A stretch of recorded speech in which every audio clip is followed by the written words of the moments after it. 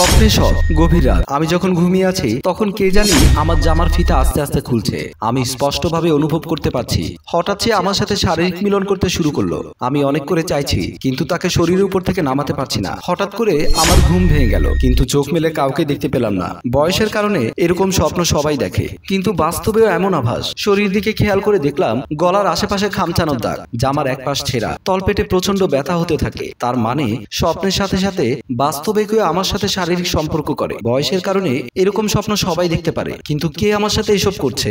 আমি মোবাইলটা হাতে নিয়ে উঠে বাহিরের দিকে চলে গেলাম। দরজার বাহিরে এসে সব জায়গায় খুঁজতে লাগলাম, কিন্তু কাউকে কোথাও দেখলাম না। আমার ভয়ে পুরো শরীর কাঁপছে। হঠাৎ দেখলাম ডাইনিং এর পাশে কালো একটা ছায়া। তার মানে আমি কি করব বুঝতে পারছি না। এসব আমার সাথে কি হচ্ছে? আমি ভয়ে রুমের দিকে দৌড়ে চলে গেলাম। এসে শুয়ে পড়লাম। শুতে না শুতে গভীর ঘুমে বিভোর হয়ে গেলাম। অনুভব করলাম আবারও কেউ একজন আমার পিঠে হাত বুলাতে থাকে। আমি সর্বশক্তি দিয়ে লোকটার হাত সরানোর চেষ্টা করছি, কিন্তু বলিষ্ঠ হাত কোনো রকমও সরাতে পারছি না। লোকটা আবারও আমার উপরে ঝাঁপিয়ে পড়লো, শারীরিক সম্পর্ক করতে থাকে। আর হঠাৎ করে আমার ঘুম ভেঙে যায়। আমি চিৎকার দিয়ে বসে যাই, কিন্তু এবারও কাউকে দেখলাম না। কিন্তু পেটে প্রচন্ড ব্যথা হতে থাকে। আমি খেয়াল করলাম বিছানার ছোপ ছোপ রক্তের দাগ। আমি এটা দেখে আরো ভয় পেয়ে গেলাম। আমি আরো অবাক হলাম। সালোয়ারের দিকে চোখ পড়তে আমি দেখলাম আমার সালোয়ার পুরো রক্তে মাখামাখি। আমি কি করব বুঝতে পারছি না। হঠাৎ শুনলাম বাহির থেকে জোরে জোরে ডাকছে আমাকে। কিরে তিশা, কি হয়েছে তোর? এভাবে চিৎকার করলি কেন?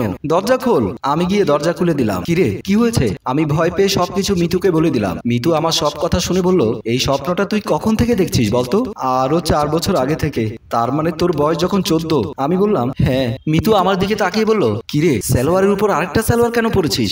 আমি হকচকিয়ে উঠে বললাম, না মানে ঘুমের ঘরে খেয়াল করতে পারিনি। মিতু আমার দিকে কেমন করে জানি তাকালো। আমি ভাবলাম লোকটা আমার সাথে স্বপ্নের পাশাপাশি বাস্তবেও যে মিলন করে এটা মিতুকে বলা যাবে না, না হলে ও কি মনে করবে কে জানে। মিতু হঠাৎ আমার রুমের ভেতরে ঢুকে গেল। আমি মনে মনে ভাবলাম বিছানা তো রক্তে মাখামাখি। মিতু যদি দেখতে পায় তাহলে সবটা না জেনে আমাকে ছাড়বে না। এখন কি করব? এই বলে আমিও রুমে ঢুকে গেলাম। রুমে এসে বললাম, মিতু বিছানায় বসিস না, বিছানায় ময়লা হয়ে আছে। আমার কথা শেষ না হতে মিতু বিছানায় বসে গেছে।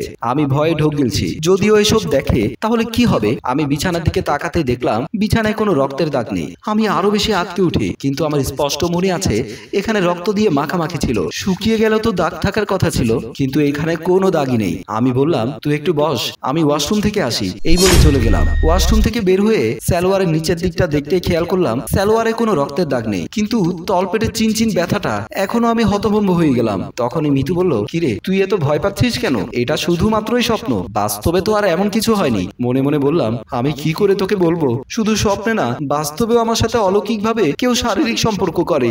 আমি 1 মাস আগেই বুঝতে পারি কেউ আমার সাথে শারীরিক সম্পর্ক করে। আজ তো একদিনে 2 বার হলো। আমি বললাম, মিতু আজকে রাতটা তুই আমার সাথে থাকবি? মিতু বলল, আচ্ছা ঠিক আছে চল। রুমে এসে মিতু শুয়ে পড়লো। বলল, লাইট নিভিয়ে দে। আমি লাইট জ্বালানো থাকলে ঘুমাতে পারি না, কাল আবারও কলেজ আছে। আমি বললাম, লাইট জ্বালিয়ে রাখি না প্লিজ। মিতু বলল, আচ্ছা ঠিক আছে। আমার কেন জানি সারা রাত ঘুম আসছে না। আমি সারা রাত নির্ঘুম কাটালাম। সকালে উঠে 1 কাপ চা হাতে নিয়ে খেতে লাগলাম। মোবাইল হাতে নিয়ে হঠাৎ আজকের তারিখ দেখে চমকে উঠলাম। আজকে এতদিন হয়ে গেল আমার পিরিয়ড হচ্ছে না কেন? তার মানে কি আমার পেটে ওই অদৃশ্য লোকটার বাচ্চা? না না, এটা হতে পারে না। এমন সময় মিতু এসে আমার দিকে তাকিয়ে বলল, কিরে কি হয়েছে? কি এত ভাবছিস? আমি শুকনো ঢোক গিলে বললাম, না কিছু না। মিতু বলল, তোকে দেখে মনে হচ্ছে অনেকদিন ঘুমাস না। আমি বললাম, কই না তো, আমার তো দিব্যি ঘুম হয়। মিতু বলল, এত চিন্তা করিস না, আমি আছি তো, চল কলেজে যেতে হবে। এই বলে আমরা উঠে বেরিয়ে গেলাম। কলেজ শেষে দুজনে কলেজের সিঁড়িতে এসে বসলাম। মিতুকে বললাম, আচ্ছা মিতু তুই কি আমাকে একটা প্রেগন্যান্সি কিট এনে দিবি? মিতু অবাক হয়ে বলল, মানে তুই তো বলেছিলি স্বপ্নে দেখিস, বাস্তবে না। তাহলে? আমি বললাম, সামনে ফার্মেসি আছে, প্লিজ এনে দে না। আচ্ছা ঠিক আছে। এই বলে মিতু চলে গেল। মিতু বাসায় এসে আমাকে বলল, তোর আর আবির ভাইয়ের মাঝে কি কোনো সমস্যা হয়েছে? তিনি কি তোকে কিছু বলেছে? আমি বললাম, কই না তো। সে আবার কি বলবে? মিতু বলল, তুই আজকাল কি বলছিস, কেন বলছিস? আমার মাথায় কিছুই ঢুকছে না। হয়তো দুজনে ঝগড়া হচ্ছে, তাই উল্টোপাল্টা টেনশন করিস, আর টেনশন করার ফলে তোর এইসব কল্পনা আসে, তোর এই স্বপ্ন কল্পনায় আসে রোজ। আমি বললাম, না রে এমন কিছু না, আমি তোকে বোঝাতে পারবো না আসলে আমার কেমন লাগছে। মিতু বলল, আমাকে বলতে পারিস, আমি তোর সমস্যার সমাধান করতে চেষ্টা করব। আমি আর কিছু বললাম না, ফ্রেশ হতে চলে গেলাম। ফ্রেশ হয়ে রুমে আসতে দেখলাম ঘরের সমস্ত লাইট অফ করা। আমার মনে আছে আমি লাইট জ্বালিয়ে ওয়াশরুমে গিয়েছি। আমার সাথে এইসব কেন হচ্ছে? আল্লাহ আমাকে রক্ষা করো। এদিকে আমি চিন্তিত মন নিয়ে বসে আছি। আমার কেন জানি মনে হচ্ছে পজিটিভ আসবে। ওই লোকটার বাচ্চা আমার পেটে বড় হচ্ছে। আমি কিটটা নিয়ে ওয়াশরুমে চলে গেলাম। ওয়াশরুম থেকে বের হতে আমার চোখ দুটো ছানা বড়া হয়ে গেল। আমি দেখলাম দুটো গোলাপি দাগ, তার মানে পজিটিভ। আমার ভয়ে হাত পা কাঁপছে। হঠাৎ খেয়াল করলাম ঘরের সমস্ত আলো বন্ধ হচ্ছে আর জ্বলছে। আমার আরো বেশি ভয় হতে থাকে। আমি শুনলাম কে জানি ভারী গলায় বলছে, খবরদার, তোর পেটের ওই বাচ্চা কোন রকম নষ্ট করার চেষ্টা করলে তার দাম তোর জীবন দিয়ে দিতে হবে। আমি কথাটা শুনে মাথা ঘুরে পড়ে গেলাম। বন্ধুরা, দ্বিতীয় পর্ব দেখতে চাইলে কমেন্ট করে জানিয়ে দিন। গল্পটি ভালো লাগলে লাইক, কমেন্টস ও শেয়ার করে আমাদের সাথেই থাকুন। ধন্যবাদ।